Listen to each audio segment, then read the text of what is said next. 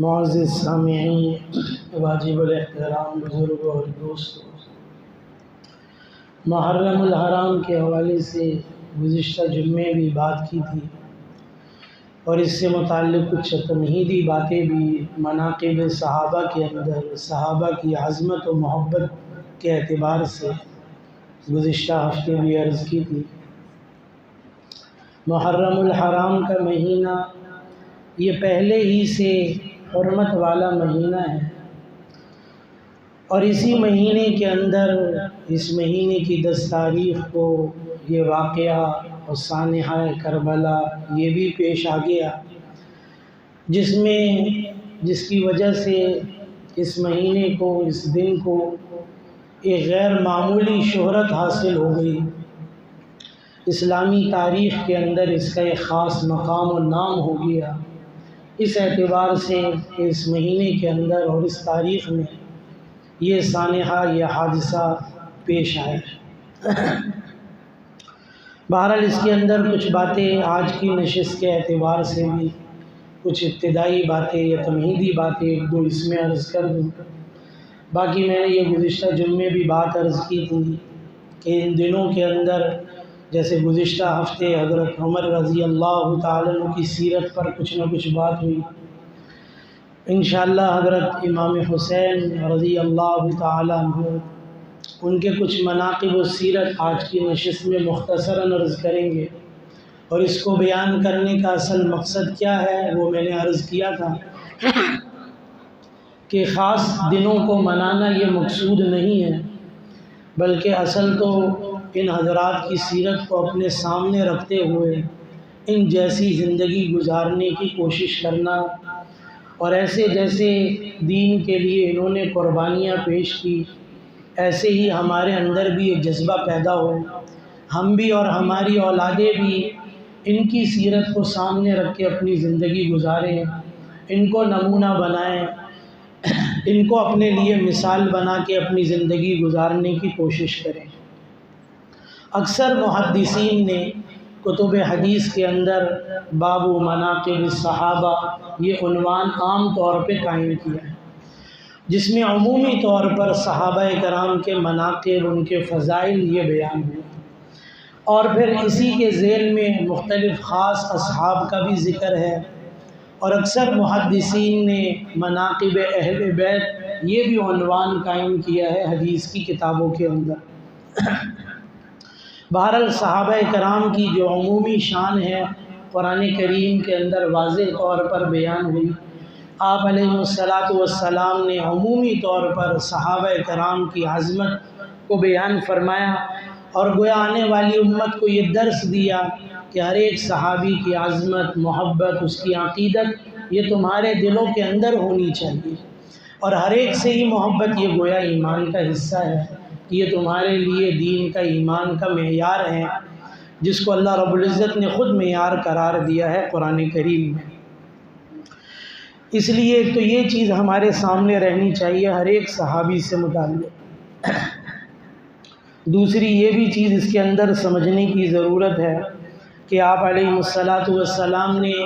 مختلف صحابہ کرام کی ایک تو عمومی فضائل بیان کیے، مختلف صحابہ کرام کے انفرادی فضائل بھی بیان کیے۔ کہیں پر حضرت ابو بکر صدیق رضی اللہ تعالیٰ عنہ کے فضائل ہیں، کہیں حضرت عمر رضی اللہ تعالیٰ عنہ کے، کہیں حضرت عثمان رضی اللہ تعالیٰ عنہ، کہیں حضرت علی رضی اللہ تعالیٰ عنہ، کہیں عشرہ مبشرہ جو صحابہ ہیں رضوان اللہ تعالیٰ علیہم اجمعین ان کے، یا کہیں اور دیگر اصحاب، کبھی مہاجرین، کبھی انصار، اور ایسے ہی کبھی اہل بیت کے مناقب و فضائل کو بھی بیان کی۔ اس کے اندر دیکھیں یہ بات سمجھ لیں، اس کو میں ایک مثال سے یوں سمجھا دیتا ہوں کہ اگر کوئی آدمی یہ کہے کہ بھائی مجھے اپنی اولاد سے بڑی محبت ہے، مجھے اپنے فلاں بیٹے سے بڑی محبت ہے، مجھے اپنی فلاں بیٹی سے بڑی محبت ہے، تو اس کا مطلب ہرگز یہ نہیں ہوتا تو کہ دیگر اولادوں سے اس کو نفرت، بلکہ دیگر اولادوں سے بھی اس کو محبت ہوتی ہے۔ اور اگر کوئی یہ کہتا ہے کہ مجھے اپنی اولاد سے محبت ہے، تو اس کا مطلب یہ نہیں کہ اس کو اپنے ماں باپ سے محبت نہیں ہے، ایسے ہی اگر کوئی یہ کہے کہ مجھے میرا فلاں دوست بڑا محبوب ہے تو اس کا مطلب یہ نہیں ہوتا اس میں کہ اس کو اپنی اولاد سے محبت نہیں ہے، بلکہ ہر ایک کے محبت کے درجات اس کے دل میں خود بخود الگ الگ ہیں، اور ہر ایک اس کو سمجھتا بھی ہے اور ہر ایک اس کو جانتا بھی ہے، شاید اس کو الفاظ میں بیان نہیں کر سکتا لیکن اس چیز کو سمجھتا ہر ایک ہے کہ ہر ایک کے دل کے اندر یہ چیز ہوتی ہے۔ ایسے ہی جہاں آپ نے ان چیزوں کو بیان کیا تو یہ مقصد کہیں یہ نہیں رہا کہ آپس میں تقابل مقصود ہو اور صحابہ کرام کو انفرادی یا اجتماعی طور پر اس ترازو کے اندر رکھا جائے اور ان کا آپس میں کوئی مقابلہ کیا جائے، یہ مقصد نہیں۔ ہر ایک صحابی حضرت ابو بکر صدیق رضی اللہ تعالیٰ عنہ سے لے کر ہر ایک صحابی اہل بیت کی منقبت کو اور ان کی شان کو ہر ایک صحابی سمجھتا، ہر ایک صحابی، ہر ایک جانتا تھا۔ جو حضرت بی بی فاطمہ کا مقام ہے، حضرت ابو بکر جانتے تھے کہ ساری قربانیوں کے باوجود بی بی فاطمہ کا مقام مجھے نہیں مل سکتا۔ جو حضرت علی رضی اللہ تعالیٰ عنہ کی حیثیت ہے، حضرت عمر جانتے تھے کہ وہ مقام مجھے نہیں مل سکتا۔ جو حسنین کو جو مقام اور منقبت ملی ہے، یہ دیگر سارے صحابہ ان کی اولادیں جانتے تھے کہ جو حسنین کریمین کو جو مقام اور شان ملی ہے وہ ہمیں اور ہماری اولادوں کو نہیں مل سکتی۔ یہ ہر ایک صحابی کے دل میں تھی اور یہ ہر ایک صحابی اس بات کو جانتا بھی تھا۔ اس لیے ایک تو یہ بات ہمارے ذہنوں میں رہے اور یہ چیز ہمارے ذہن میں رہے، یہ چیز ہمیں سمجھنے کی ضرورت ہے۔ تو بہرحال یہ چیز ہے، ہر ایک کے دل میں اہل بیت کی محبت تھی، ان کی عظمت تھی، ان کی عقیدت تھی، ہر ایک ان کے مقام کو سمجھنے والا تھا۔ اس لیے یہ تقابل جو آج کے زمانے میں ہونے لگا اس کی کوئی ضرورت نہیں،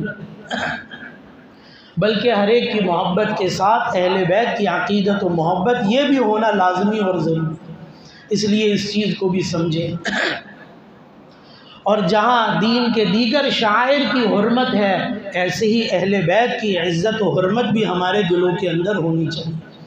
اور ان کی شان میں کسی بھی طرح کی گستاخی کوئی بھی کرے یہ کسی بھی طرح قبول نہیں کی جائے گی اور نہ برداشت کی جائے گی۔ یہ بھی گویا ہمارے ایمان کا ہی حصہ ہے اس کے اندر کہ اہل بیت سے وہ عقیدت و محبت ہونی چاہیے۔ بہرحال یہ چیز آپ علیہ السلام کو یقیناً حضرت امام حسن اور حضرت امام حسین رضی اللہ تعالیٰ عنہ سے بہت ہی عقیدت و محبت تھی، اور اس چیز کو کتابوں کے اندر، سیرت میں، تاریخ کی کتابوں کے اندر اس کو واضح طور پر بیان کیا۔ چند ایک واقعات اس کے ذیل میں عرض کر دوں۔ آپ علیہ السلام خطبہ دے رہے ہیں، ایک تو یہ واقعہ حدیث مبارکہ میں موجود ہے،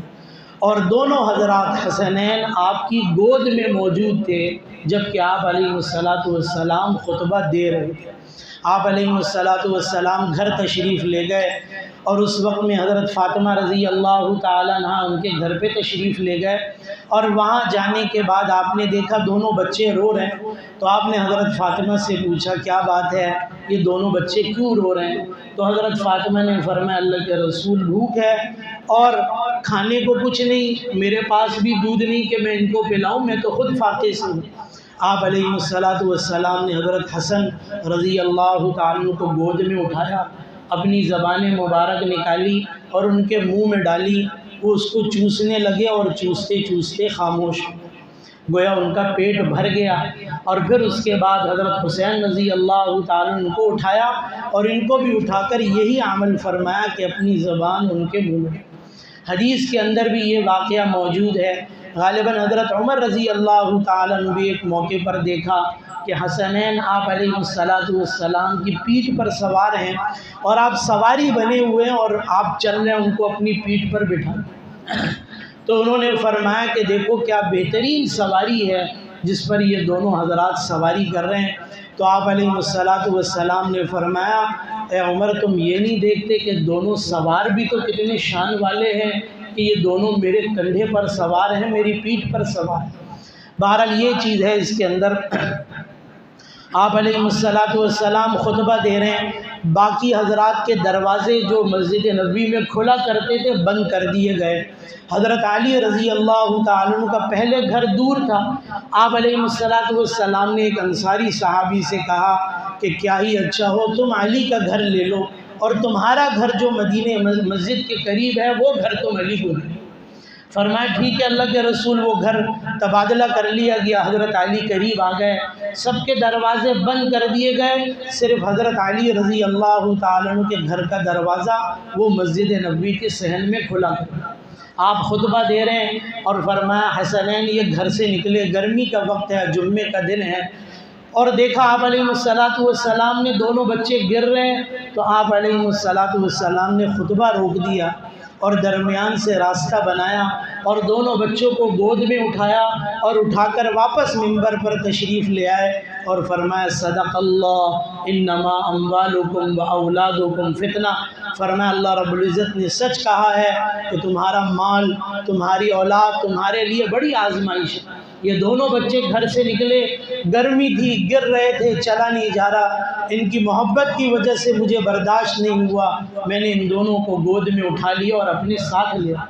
آپ علیہ السلام نے ایک موقع پر حضرت ام سلمہ رضی اللہ تعالیٰ عنہ سے کہا کہ آپ دروازے کے باہر رہیں اور کسی کو اندر کمرے کے اندر آنے کی اجازت نہیں، اور فرمایا کہ آج ایک فرشتہ مجھ سے ملاقات کے لیے آ رہا ہے جو آج تک کبھی زمین پر نہیں ہے، خاص مجھ سے ملنے کے لیے آ رہا ہے۔ اور اسی وقت میں یہ حضرت ام سلمہ رضی اللہ تعالیٰ عنہ وہ چلی گئی کمرے سے باہر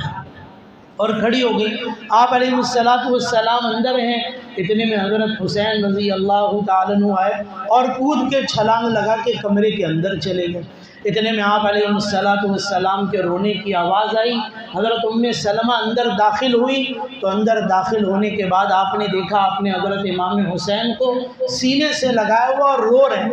تو حضرت ام سلمہ نے پوچھا اللہ کے رسول آپ کیوں ایسا رو رہے ہیں؟ فرمایا یہ فرشتہ مجھ سے ملنے کے لیے آیا، مجھے سلام کہا، اور جب حسین اندر آئے تو دیکھا اور دیکھ کر کہا کہ اللہ کے رسول آپ کا یہ بیٹا یہ شہید کیا جائے۔ یہ دونوں کے متعلق خبر دے دی گئی تھی کہ دونوں کی شہادت ہوگی، حضرت حسن کی بھی اور حضرت حسین۔ حدیث کی کتابوں میں موجود ہے حضرت حسن رضی اللہ تعالیٰ عنہ سر سے لے کے ناف تک آپ علیہ السلام کے مشابہ تھے، اور حضرت حسین رضی اللہ تعالیٰ عنہ ناف سے لے کے نیچے پیروں تک فرمایا حضور کے مشابہ تھے۔ یہ مشابہت تھی ان دونوں حضرات کی آپ علیہ السلام کے ساتھ۔ ام سلمہ رضی اللہ تعالیٰ عنہ ایک روز سو رہی ہیں اور سوتے ہوئے ایک دم سے اچانک سے آنکھ کھلی اور رونے لگ گئی، تو پوچھا جو ہے حضرت سلمہ رضی اللہ تعالیٰ انہوں نے پوچھا کہ ام سلمہ کیا ہو گیا، آپ کیوں رو رہی ہیں، ایسا کیا دیکھ لیا آپ نے؟ فرمایا کہ میں نے خواب دیکھا اور آپ علیہ السلام کو دیکھا، آپ بڑے گرد آلود ہیں، آپ کے بالوں میں آپ کے جسم پر مٹی لگی ہوئی ہے۔ تو میں نے آپ علیہ السلام سے پوچھا اللہ کے رسول آپ پر یہ مٹی کیسی؟ تو آپ علیہ السلام نے فرمایا میں اس میدان سے آ رہا ہوں جہاں میرے بیٹے کی شہادت ہے۔ یہ چیزیں خود سیرت کی احادیث کی کتابوں کے اندر کچھ نہ کچھ بیان کی۔ بہرحال یہ چیزیں آپ علیہ السلام حدیث مبارکہ میں نے پڑھی ہے۔ آپ علیہ السلام نے فرمایا لوگوں، فرمایا دیکھو میں تمہارے اندر دو چیزیں چھوڑ کے جا رہا ہوں۔ فرمایا ایک کتاب اللہ ہے، فرمایا اگر تم نے اس کو مضبوطی سے پکڑا تو گمراہ نہیں ہوگے، اور فرمایا دوسری چیز وعطرتی اہل بیتی، فرمایا دوسرے میرے اہل بیت ہیں، فرمایا ان کو بھی مضبوطی سے پکڑ کے رکھو اور ان کے نقش قدم پر بھی چلنے کی کوشش کرو۔ بہرحال یہ مناقب ان حضرات کے ہمارے سامنے رہے کہ یقیناً آپ علیہ السلام کو بے انتہا محبت رہی ان دونوں ہی حضرات سے، اور باوجود اس کے کہ آپ کو اس کی خبر تھی کہ ان کے ساتھ یہ سانحہ حادثہ پیش آنے والا ہے، پھر بھی آپ نے اس کو تبدیل کروانے کی کوشش نہیں کی۔ دوسری چیز اس کے اندر ایک اور بات اس اعتبار سے بیان کر دوں کہ یہ جو واقعہ پیش آیا کربلا کا، اس کا تھوڑا سا پس منظر ہمارے سامنے ہونا چاہیے کہ اصل چیز اس کے اندر واقعتاً تھی۔ ایک تو یہ کہ یہ باتیں اکثر تاریخ کی کتابوں کے اندر ہی بیان ہوئی، صحیح نا، یہ چیز ہمارے سامنے ہے۔ اور دیکھیں اس کے اندر ایک سوال، ایک اعتراض یہ کیا جاتا ہے کہ اس وقت صحابہ کرام کی ایک بڑی تعداد موجود بھی تھی، وہ اس موقع پر کیوں نہیں حضرت حسین کے ساتھ؟ یاد رکھیں حضرت حسین رضی اللہ عنہ مدینے میں، پھر مدینے سے مکے میں، پھر وہاں سے کوفہ کا سفر کیا ہے اور وہاں سے نکلے۔ اس وقت تک یاد رکھیں حضرت عبداللہ ابن عباس رضی اللہ تعالیٰ عنہ وہ بھی موجود ہیں، حضرت عبداللہ ابن عمر رضی اللہ تعالیٰ عنہ یہ بھی موجود ہیں۔ ان حضرات سے مشاورت بھی کی اور ان حضرات نے منع بھی کیا کہ ہماری رائے یہ ہے کہ آپ کو نہیں جانا چاہیے، یہاں رہتے ہوئے ہی آپ بات کریں، ان کے ساتھ مذاکرات کریں، یہاں سے نہ جائیں کیونکہ یہاں ہم لوگ موجود ہیں آپ کی حفاظت کے لیے۔ لیکن بہرحال کیونکہ وہاں سے جو خط و کتابت کا سلسلہ تھا وہ کوئی جنگی طور پر نہیں تھا کہ جنگ لڑنے جا رہے ہیں، یہ چیز ہمارے سامنے رہنی چاہیے، یہ بات چیت کے لیے جانا تھا۔ اور اصل تو اہل کوفہ نے بلایا بیعت کے لیے تھا کہ ہم بیعت کرنے کے لیے تیار ہیں اور آپ کو امیر وقت چننے کے لیے تیار ہیں، اس کے لیے آپ کوفہ تشریف لیں، یہ بات تھی۔ اس لیے کوئی جنگی تیاری نہیں تھی جانے کے اندر، اس لیے اپنے گھر والوں کو بھی لے کے جانے لگے۔ حضرت عبداللہ ابن عباس رضی اللہ تعالیٰ عنہ اس وقت بھی منع فرمایا کہ آپ جا بھی رہے ہیں تو ایسا کریں کہ اپنے گھر والوں کو یعنی مستورات کو، بچوں کو لے کر نہ جائیں۔ لیکن انہوں نے کہا کہ یہ تو میں ان کی دعوت پر جا رہا ہوں، انہوں نے تو مجھے بلایا، اس لیے گھر والوں کے لیے بھی ایسا کوئی مسئلہ نہیں اس وقت میں جانے۔ اور بہرحال یہ سفر کا آغاز ہوا اور یہ چیز چلی اور چلتے چلتے وہاں پہنچ کے کربلا کے میدان تک پہنچ گئی۔ وہ چیزیں تفصیلی اپنی جگہ ہے، وہی میں نے کہا جنگی یہ اس کی کوئی تیاری نہیں تھی، اگرچہ جو سامنے مد مقابل تھے وہ یہی چاہتے تھے کہ ان کو روکا جائے، اور روکنے کے لیے یا تو ایک صورت یہ ہے کہ حضرت امام حسین بیعت کر لے یزید، اور اس کے بعد ہمارے لیے ہر طرح کا راستہ ہموار ہو جائے گا، اور دوسری چیز اگر یہ بیعت کرنے کو تیار نہیں ہوتے تو ہر صورت جنگ کی جائے اور ان کو ختم کیا جائے، ورنہ بغاوت چلتی رہے گی اور ہماری حکومت قائم نہیں رہ سکتی۔ یہ بات یاد رکھ لیں کہ اسلامی تاریخ کے اندر، پوری اسلامی تاریخ 1450 سال کی، اس میں یہ سب سے بڑا سانحہ ہے۔ اگرچہ شہادت حضرت عمر رضی اللہ تعالیٰ عنہ کی مصلی رسول پر ہوئی ہے نماز پڑھاتے ہوئے، اگرچہ حضرت عثمان غنی رضی اللہ تعالیٰ عنہ کی شہادت مدینے کے اندر ہوئی ہے، اس وقت جب کہ وہ خلیفہ وقت تھے اور اس وقت تمام صحابہ مدینے کے اندر اطراف میں موجود تھے، لیکن ان باغیوں نے حضرت عثمان غنی رضی اللہ تعالیٰ عنہ کو چھوڑا نہیں، ان پر بھی پانی بند رہا، ان کی بھی شہادت وہیں مدینہ کے اندر بہت مظلومانہ ہوئی ہے۔ یہ چیزیں اپنی جگہ ہیں، لیکن تاریخ کے اندر یہ سانحہ واقعتاً بہت بڑا اور المناک ہے، اس اعتبار سے کہ یہ اہل بیت میں سے اہل بیت۔ یہ بھی سمجھ لیں یہ جو اہل کا لفظ استعمال کیا جاتا ہے نا، اس کو آپ دیکھیں گے تو اس کی الگ الگ حیثیتیں رہی۔ یہ اہل بیت ولادت کے اعتبار سے یعنی آپ کی نسل میں سے آپ کی اولادیں ہیں، آپ کے بچے، اور ایک اہل بیت زوجیت کے اعتبار سے جو آپ کے ازواج مطہرات ہیں وہ بھی آپ کی اہل بیت ہیں، اس کے باقی بیٹیاں بھی موجود تھیں، ان کی اولادیں بھی موجود تھیں۔ لیکن یاد رکھیں جو آیت مباہلہ نازل ہوئی ہے جس کے اندر عیسائیوں سے مناظرہ ہو رہا تھا، اس کے اندر یاد رکھیں کہ ہمیں بھی اس بات پر پورا اتفاق ہے، ہمارے بھی تمام مفسرین کا یہی کہنا ہے جو سنی ہے کہ اس مباہلے کے اندر یہی لوگ گئے تھے، یعنی حضرت فاطمہ، حضرت حسن، حضرت حسین، حضرت علی اور آپ علیہ السلام رضی اللہ تعالیٰ، یہی حضرات اس مباہلے کے وقت میں ان سے مقابلے کے لیے گئے۔ یہ چیز سامنے رہے، اس میں کوئی شک کی گنجائش نہیں، اس لیے یہ چیز بھی ہمارے سامنے رہے۔ بہرحال یہ چیز رہی اس اعتبار سے کہ یہ چیز کیونکہ جیسے میں نے پہلے عرض کر دی ہے، لڑائی کا کیونکہ یوں واقعہ نہیں تھا، اور یہ لڑائی کیونکہ ویسے ان کے سامنے نہیں تھی، لیکن روکنے کے لیے یہ چیز تھی کہ ہر صورت میں روکا جائے، اور اس کے لیے یا تو بیعت پہ راضی کریں کسی بھی صورت میں، یا پھر اس کے اندر اس چیز کے لیے روکنے کے لیے یہ ہے کہ ان کو قتل کیا جائے اور ان سے جنگ کی جائے، ورنہ یہ بغاوت چلتی رہے گی اس میں، اور یہ سلسلہ کبھی بھی رک نہ پائے گا اس میں۔ بہرحال یہ چیز چلی، حضرت حسین رضی اللہ تعالیٰ عنہ ان حضرات کو لے کر پہنچ گئے کربلا کی جگہ، اور شمر وہاں سامنے موجود ہے، 5000 کا لشکر ہے، جمعرات کا دن ہے، یہ تاریخ کی کتابوں میں یہ جمعرات کا دن ہے، روکا گیا وہاں پر، آپ نے وہیں خیمے بھی لگا لیے، اس کے بعد پانی بھی بند کر دیا گیا، پہلے پہنچ گئے تھے، پانی بھی بند کر دیا گیا اس کے اندر، اس میں آپ کے خاندان، آپ کے گھر والوں کا۔ یہ بھی یاد رکھیں، یہ آپ کی یہ شہادت یہ مجبوراً نہیں ہوئی ہے، یہ اختیاری چیز ہے۔ آپ اگر چاہتے تو اس کے علاوہ بھی فیصلہ ہو سکتا، آپ نے خود اس قربانی کو، اس شہادت کو قبول کیا،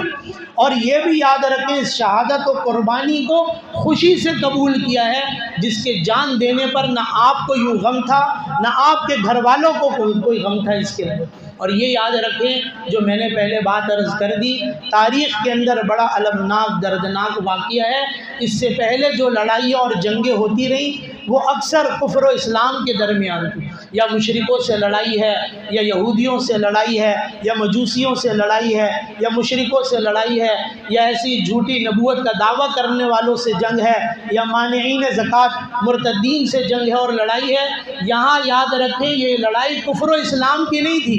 یہ لڑائی حق و باطل کی تھی۔ امام حسین نے یہ مثال قائم کر دی کہ حق پر رہیں گے، باطل کے آگے کبھی سر نہیں جھکائیں گے۔ اور یزید کوئی ایسا آدمی نہیں تھا کہ کافر و مشرک و نمازی آدمی تھا، نماز بھی پڑھتا تھا، جمعہ بھی پڑھاتا تھا، خطبہ بھی دیتا تھا، لیکن چیزیں کیا تھی جو کتاب میں بیان کی گئی؟ فرمایا حلال کو حرام کرتا، حرام کو حلال کرتا، اپنی مرضی کی چیزیں داخل کرنا شروع کر دی، نمازوں کی اوقات کی حفاظت نہیں رہی، دین کے اندر گویا تحریف شروع ہوئی۔ تو امام حسین نے یہ مثال قائم کر دی، جیسے حضرت ابو بکر نے اس وقت میں کہا تھا کہ دین کے اندر کمی ہے اور ابو بکر زندہ رہے، یہ ہو نہیں سکتا۔ گویا امام حسین نے اس کی مثال قائم کر کے دکھا دی کہ دین کے اندر تحریف اور حسین زندہ رہے، یہ ہو نہیں سکتا، اس لیے اپنی جان دینے کو مناسب سمجھا اور اچھا اور افضل سمجھا، اس کے لیے اپنی جان دے دی اس کے۔ بہرحال شمر سامنے، اور جب یہ بات چیت ہونے لگی اس میں اور پوچھا کہ کون ہے، تو کہا شمر۔ حضرت امام حسین مسکرائے اور فرمایا آپ مسکرا رہے ہیں اس موقع کے اوپر؟ تو کہنے لگے حضرت حسین رضی اللہ تعالیٰ عنہ کہ مسکرانے کی وجہ یہ ہے کہ آپ علیہ السلام نے مجھے اس کی خبر دی کہ ایک کتا ہوگا کالے اور سفید رنگ کا، جو اہل بیت کا خون چاٹے گا۔ یہ جو شمر تھا نا، یہ ویسے سیاہ رنگ کا تھا، بالکل کالا، اور اس کو برس کی بیماری ہو گئی تھی، جو سفید ہو جاتا ہے جسم، تو اس کالے جسم کے اوپر یہ سفید سفید دھبے اس کے جسم کے اوپر آ گئے، اور آپ نے فرمایا یہی وہ کتا ہے جو اہل بیت کا خون چاٹے گا۔ یہ چیزیں آپ کو پہلے سے ان چیزوں کے بارے میں اندازہ تھا، ان چیزوں کے بارے میں۔ بہرحال یہ چیز رہی جمعے کا دن، اور صبح سے یہ لڑائی شروع ہوئی۔ اس میں یاد رکھیں حضرت علی رضی اللہ تعالیٰ کے صرف یہی بیٹے نہیں، حضرت عباس بن علی، جن کو عباس علمدار کہا جاتا ہے، جن کے ہاتھ میں سامنے کا جھنڈا تھا، وہ بھی حضرت علی کے بیٹے ہیں۔ اور ایسی ابو بکر ابن علی، وہ بھی حضرت علی کے بیٹے ہیں۔ حضرت عمر بن علی، یہ بھی حضرت علی کے بیٹے ہیں۔ حضرت عثمان بن علی، یہ بھی حضرت علی کے بیٹے، اور حضرت حسین رضی اللہ بھائی ہیں، سوتیلے بھائی ہیں، یہ بھی اس لڑائی کے اندر شریک ہیں۔ اہل بیت میں سے 17 لوگ اس لڑائی کے اندر انہوں نے جان دی، ان کی شہادتیں ہوئی ہیں، اور عام شہادتیں نہیں ہوئی اس کے اندر، جس کے اندر ایک گود کا بچہ حضرت حسین رضی اللہ تعالیٰ جب حجرے سے لے کر باہر آئے اور کہیں سے پانی کا انتظام ہوا اور پلانے لگے، تو آ کے تیر لگا سیدھا گلے کے اندر اور آر پار ہو گیا اس بچے، اس کی بھی شہادت ہوئی اس کے اندر۔ آخر میں جب یہ جمعے کا وقت آیا، جمعے کا دن، اور حضرت امام حسین نے فرمایا جمعے کا دن ہے، نماز پڑھنے کے لیے مہلت دی جائے۔ جب یہ بات کی گئی، انہوں نے کہا کوئی مہلت نہیں ہے نماز کے لیے، نماز کے لیے کوئی وقت نہیں ملے گا۔ عین اس لڑائی کے وقت میں حضرت حسین رضی اللہ عنہ نے فرمایا ٹھیک ہے، ہم نماز خوف ادا کریں گے، آدھی جماعت لڑے گی، آدھی جماعت نماز پڑھے گی، آدھی دشمن کے مقابلے میں، آدھی اللہ کے سامنے کھڑی ہوگی۔ بہرحال یوں نماز بھی اس موقع پر ادا کی گئی جہاں پتہ تھا جان کا جانا یقینی ہے،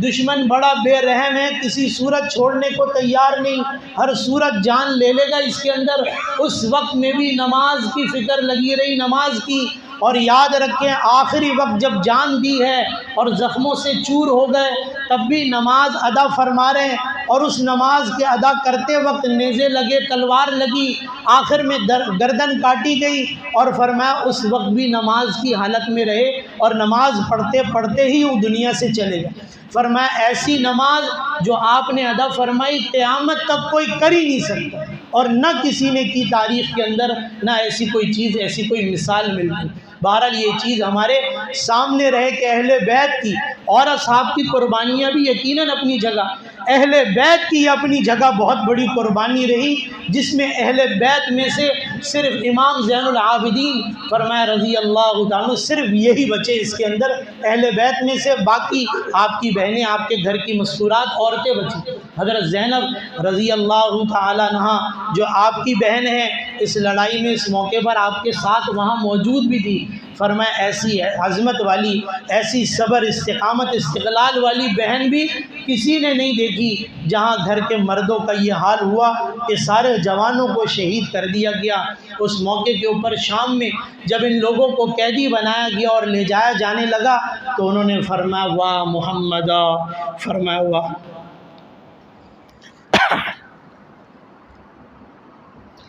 فرمایا ذریتک مقتلہ، فرمایا اللہ کے رسول آپ کی ذریت، اے نانا جان آپ کی ذریت اللہ کے دین کے لیے قربان ہو۔ وبناتک السبایا، فرمایا آپ کی بیٹیوں کو قیدی بنا لیا۔ بہرحال یہ سانحہ واقعتاً ہی ایسا ہے کہ آپ علیہ السلام نے اگرچہ خود اس سے منع کر دیا کہ اس نوحے کی، اس بین کی اجازت نہیں ہے، ورنہ بہرحال کوئی بھی صاحب ایمان، اہل ایمان ہو، فرمایا اس درد سے متاثر ہوئے بغیر کوئی رہ نہیں سکتا، اس درد سے متاثر ہوئے بغیر کوئی رہ نہیں سکتا اس طرح۔ بہرحال یہ چیز ہے، اور یہی چیز اصل میں بتانا جو میں نے گزشتہ ہفتے حضرت عمر رضی اللہ عنہ کی سیرت پر بیان کیا تھا، یہ چیز ہمیں اس واقعے کو، ان حالات کو، ان چیزوں کو بیان کرنے کا مقصد ہی اس کے اندر یہ ہے کہ اس چیز کو سمجھنے کی ضرورت ہے کہ اتنی بڑی قربانی دی کیوں آخر۔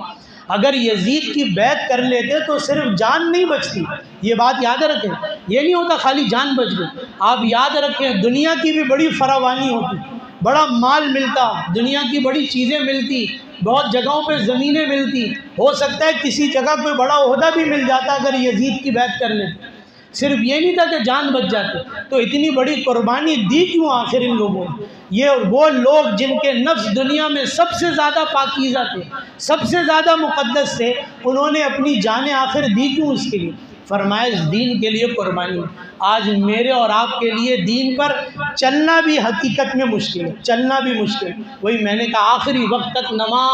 نماز آپ علیہ السلام جو دنیا سے جاتے ہوئے کہے گا الصلاۃ الصلاۃ، فرمایا نماز کا اہتمام کرنا، نماز کا اہتمام کرنا۔ آج کی امت یہ کہہ رہی ہے امام حسین نے مصلی پر گردن کٹوا دی، لیکن آج کا مسلمان کہہ تو رہے میں حسینی ہوں، لیکن یہ بھی اپنے عمل سے بتا رہے میرے لیے نماز پڑھنا بہت مشکل ہے، میرے لیے دھوکہ چھوڑنا اور جھوٹ چھوڑنا بہت مشکل ہے، میں سود اور دھوکے اور فریب اور جھوٹی قسموں کے بغیر اپنا کام نہیں کر سکتا، یہ میرے لیے بہت مشکل ہے۔ امام حسین کو مانتا تو ہوں، ان کی عظمت و محبت کا اقرار تو کرتا ہوں، لیکن امام حسین نے جس دین کے لیے قربانی دی اس دین پر چلنا مولوی صاحب میرے لیے بہت مشکل ہے۔ میں اپنی شادیاں دین کے مطابق نہیں کر سکتا، میں اپنے غم دین کے مطابق نہیں منا سکتا، میں اپنی زندگی دین کے مطابق کیسے گزاروں، لوگ مجھے کیا کہیں گے اس کے اندر۔ اس لیے نہ میرا چہرہ امام حسین سے ملتا ہے محبت کے دعوے کے باوجود، نہ میرا عمل امام حسین سے ملتا ہے، نہ میرے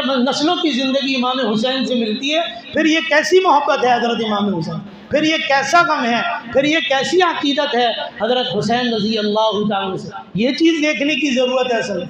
کہ آج کا مسلمان ذرا سے عذر کے لیے میری تو آنکھ نہیں کھلتی اور میری تو نیند پوری نہیں ہوئی، اس لیے میرے لیے نماز پڑھنا مشکل، میں نماز کے وقت میں دکان بند کروں، کاروبار چھوڑوں، میرے کاروبار کا حرج ہے، میرے دکان کا حرج ہے، میرے دوست احباب ہیں، تعلق والے ہیں، ان سے گھنٹوں میں بات کر سکتا ہوں، 10-15 منٹ کے لیے نماز میں نہیں آ سکتا۔ منادی آواز لگا رہا ہے حی علی الصلاۃ، حی علی الصلاۃ۔ فرمایا کربلا میں جو اذان دی گئی قیامت تک ایسی اذان نہیں ہوگی۔ فرمایا جو اذان دے رہا ہے منادی وہی الفاظ ہیں جو وہاں پر کہے گئے۔ آج کا مسلمان سن رہا ہے لیکن گھر کے نرم بستر سے اٹھ کر مسجد میں نماز پڑھنے کو آنے کو تیار نہیں ہے حقیقت۔ یہ چیز ہمیں سمجھنے کی ضرورت ہے، اس حقیقت کو سمجھنے کی ضرورت ہے۔ فرمایا اس دین حق کے لیے قربانی دی، اس لیے فرمایا کہ یہ تحریف کسی صورت قبول نہیں کی جائے گی، اگرچہ میری جان اس کے پیچھے چلی جائے، اور یہاں تک کہ اپنی جان بھی دے دی اس کے اندر۔